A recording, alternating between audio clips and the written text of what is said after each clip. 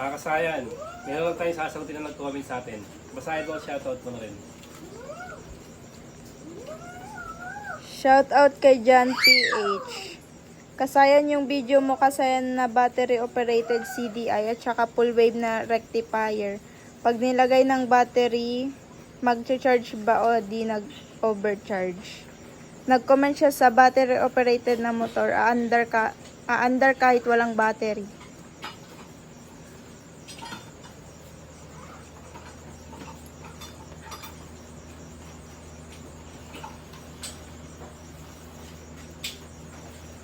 Ito siya kasayan ha, yung ano natin, under,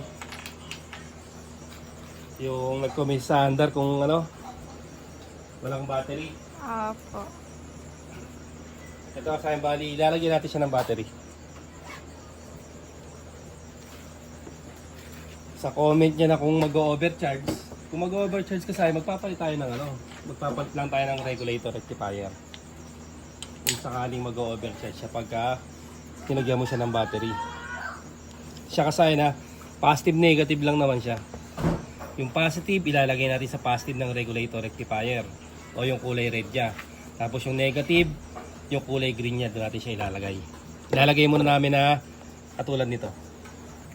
Ito na kasi na ikabit na natin. Itong negative o minus sign ilalagay natin sa kulay green na rectifier.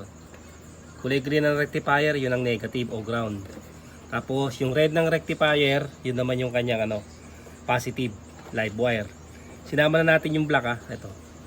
Kaya naging dalawang wire yan, sinama na natin yung kulay black. Yung voltage controller. Yan lalagay naman natin sa positive o plus sign. Tapos itetest na natin yung kanyang kanyang reading. Tapos kung mag-overcharge lang yun, ito lang naman ang papalitan dyan kasi yung mga gantong rectifier, magpapalit lang ng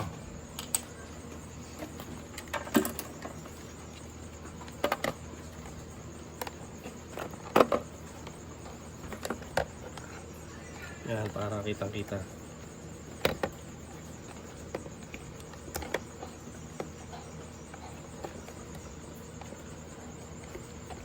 Positive negative lang. Yan, lobat pa yung ating battery.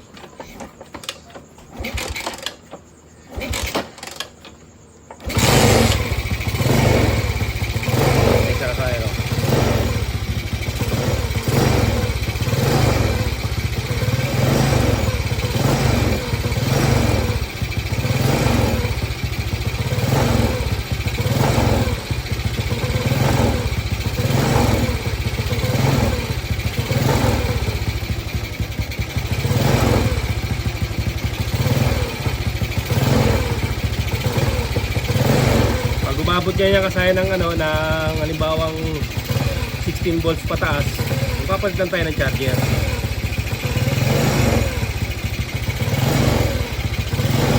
Hindi naman siya abot ng 16 volts, okay lang siya, wala magiging problema, hindi siya overcharging. 16 volts pataas, automatic overcharge na yun.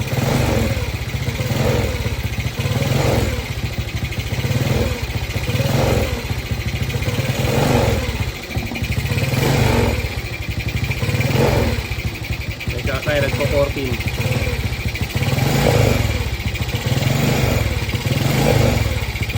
Hindi lang sa kaya na, hindi lang masyadong ayan para hindi siya hindi natin.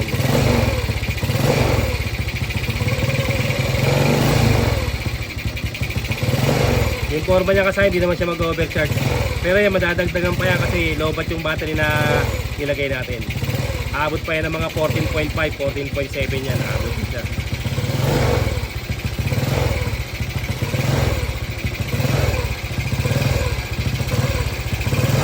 Ito yung kasagutan sa comment ng ating kasayan. Kung mag-overcharge. Mag-overcharge man siya kasayan, regulator rectifier lang ang papalitan mo yan. Kung halimbawa naman na nagpupugak-pugak ang takbo ng motor mo, regulator rectifier din ang papalitan mo. Kasi wala tong battery battery operated to, ang nagdadala dito yung charger.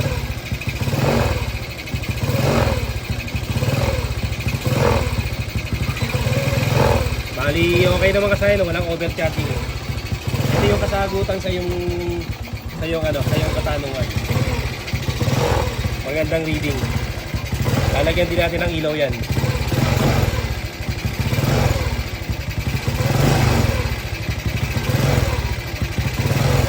Basta ito kasi pag nagkarga pa yung battery natin, tataas pa rin yung reading yan. Hindi pa yan yung pinakasagad na reading niya, ha? Kung nakita natin hanggang nagpo 14 volts yan.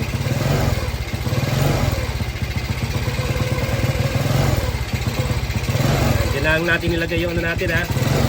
Regulator, CDI, tsaka ignition coil. Para yung wire natin nakalabas, ito lang. Isang wire lang yung nakalabas natin sa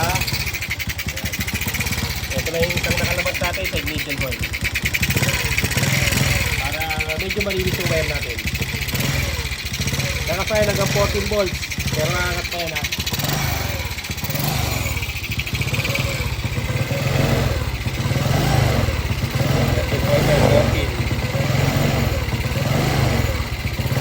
Okay na, okay. Hanggang dito na lang mga kasayan. Salamat sa panonood.